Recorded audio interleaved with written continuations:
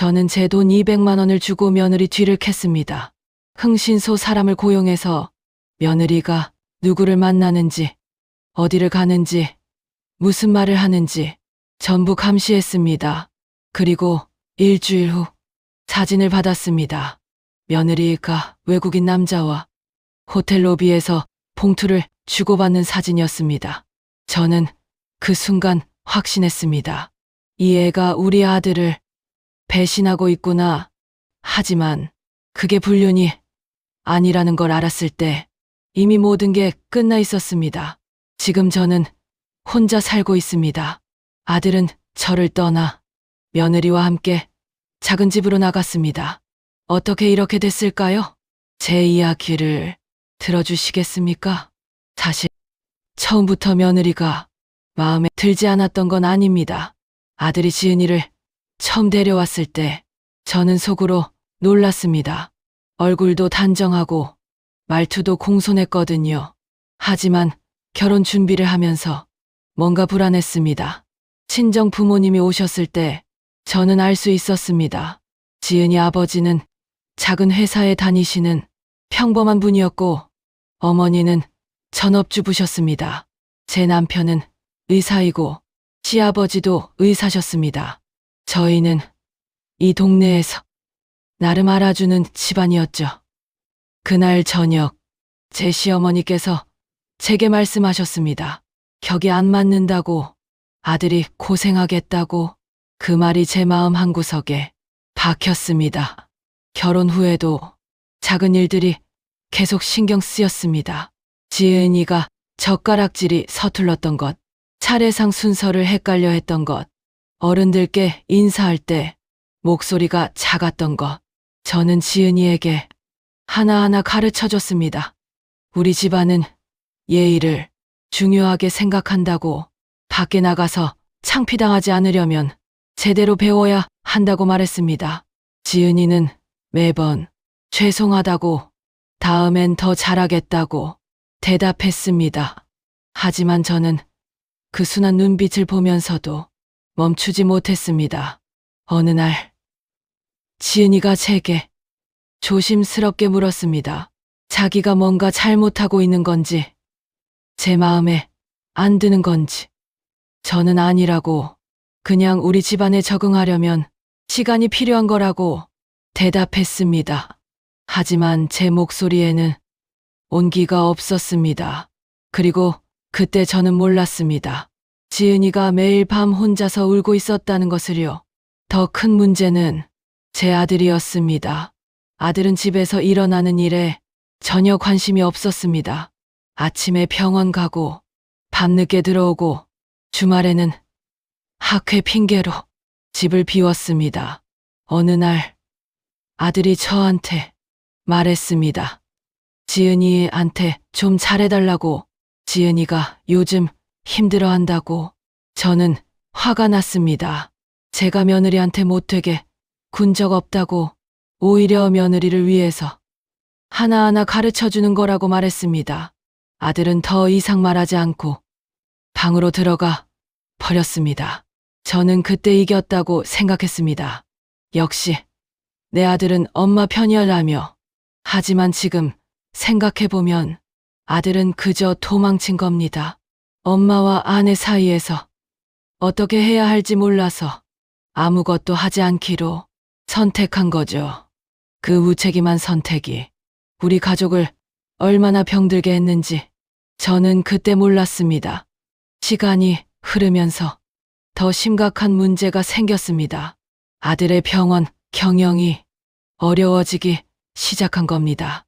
환자가 줄고 직원들 월급도 밀리고 아들은 점점 지쳐갔습니다. 저는 당연히 지은이 탓을 했습니다. 내가 들어온 후로 되는 일이 하나도 없다고, 며느리가 남편을 제대로 내조하지 못하니까 병원이 안 되는 거라고 생각했습니다. 그런데 바로 그때 저는 그 장면을 목격하게 됩니다. 어느 날 백화점 근처를 지나다가 우연히 며느리를 봤습니다.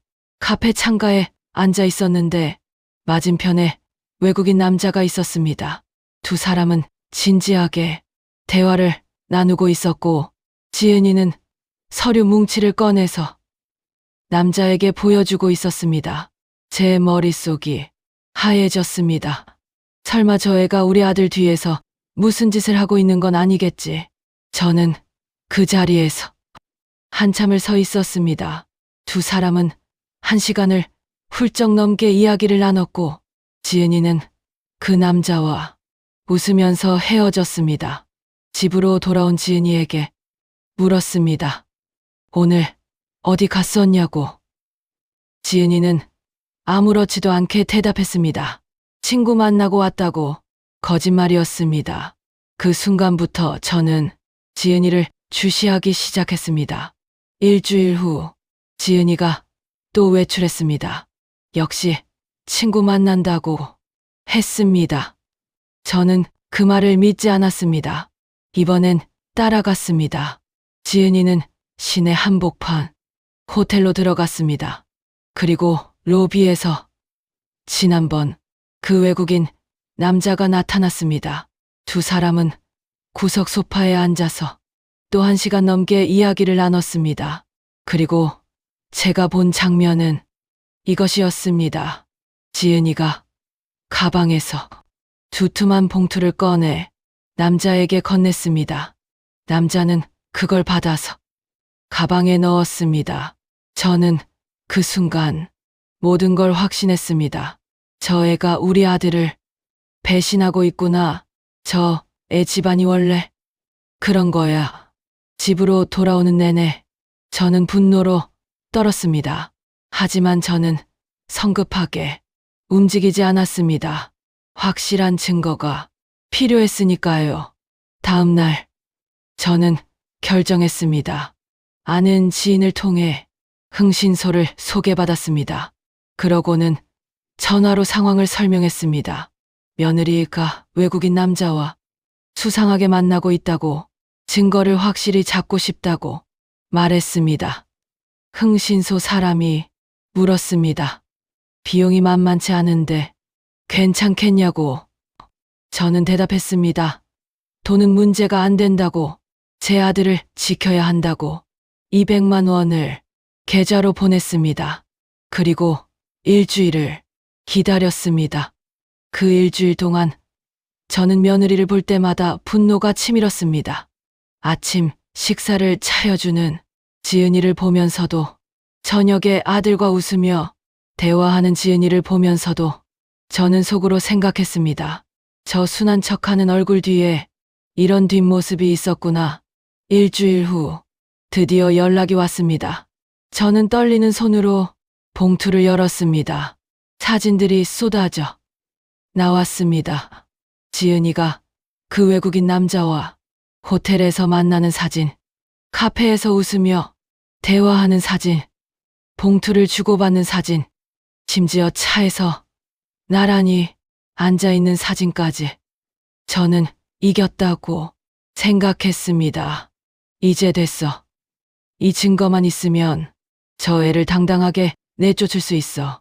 하지만 제가 미처 읽지 않은 게 하나 있었습니다. 서류 마지막 장을요. 저는 지은이를 집으로 불렀습니다.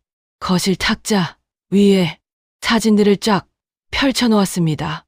지은이가 거실로 들어왔을 때 저는 냉정하게 말했습니다. 앉아보라고, 설명할 게 있으면 해보라고.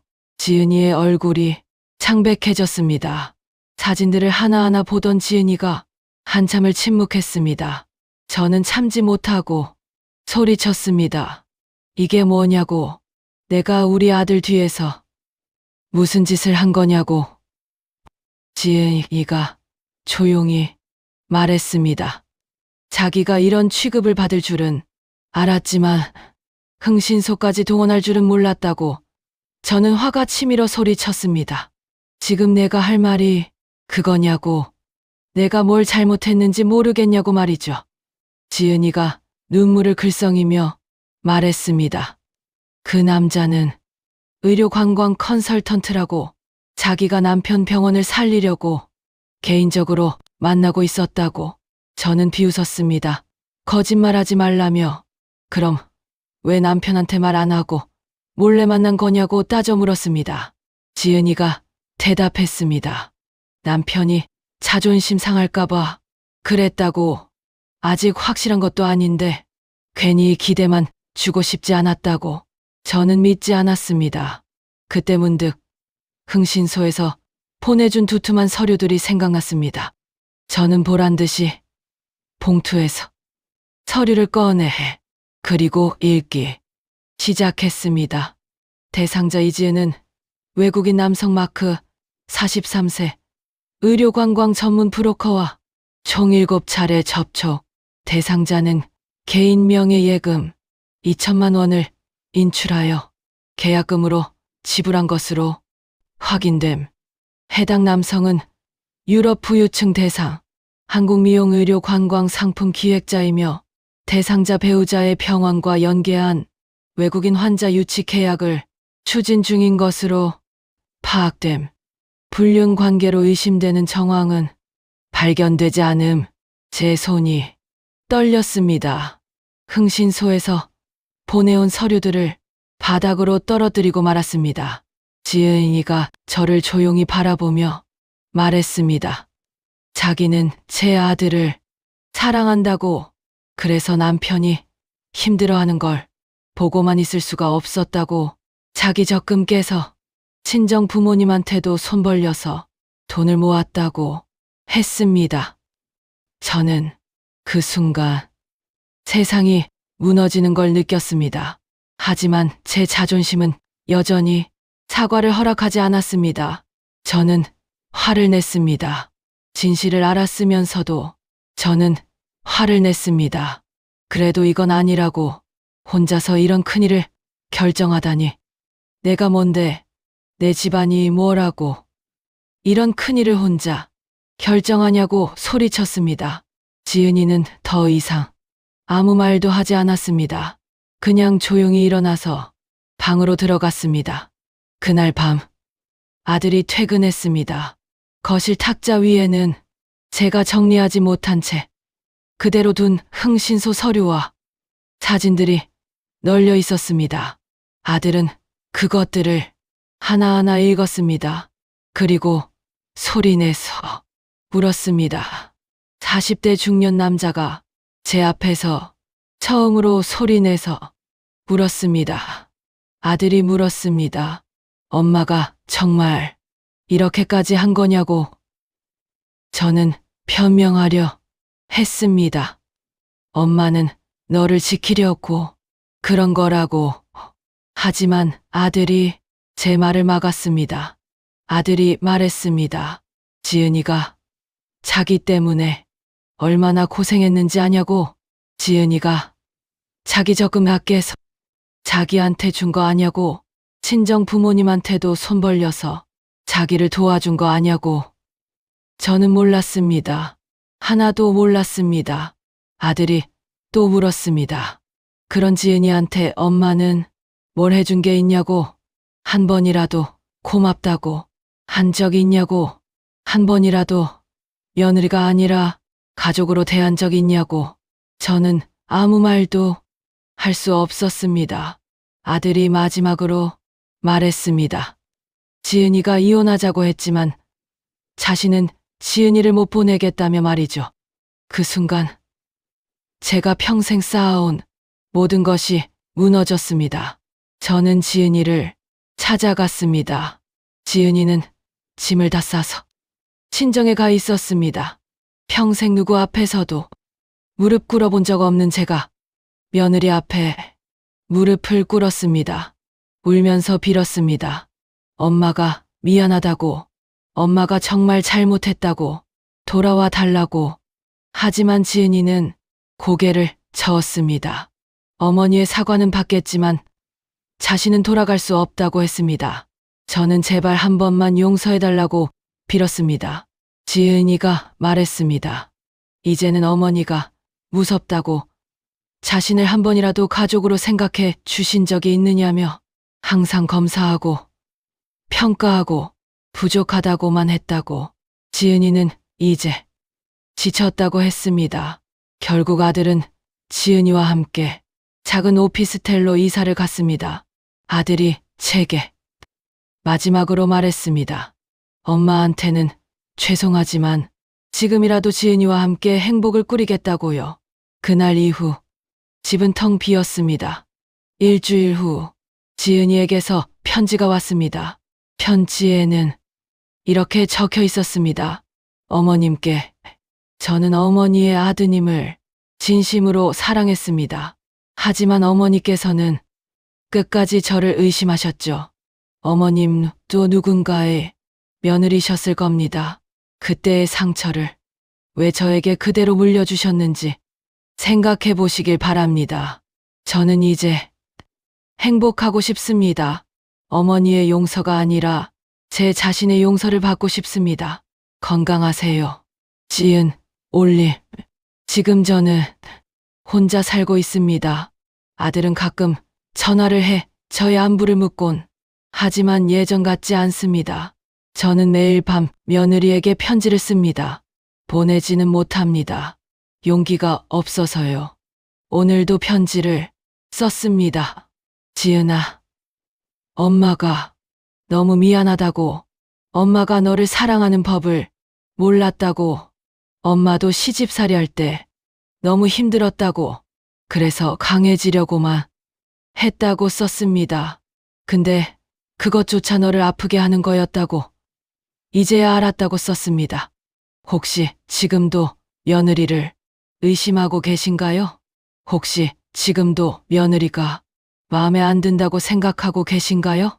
부디 저처럼 후회하지 마세요. 며느리는 아들의 소유물이 아닙니다. 존중받아야 할 한 사람의 인생입니다. 그리고 부모의 사랑이 집착이 되는 순간 그건 사랑이 아니라 독입니다. 저는 이제야 알았습니다. 너무 늦게요. 이 이야기가 여러분께 작은 울림이라도 되길 바랍니다. 구독과 좋아요로 응원해 주시면 감사하겠습니다. 여러분의 댓글을 기다립니다. 감사합니다.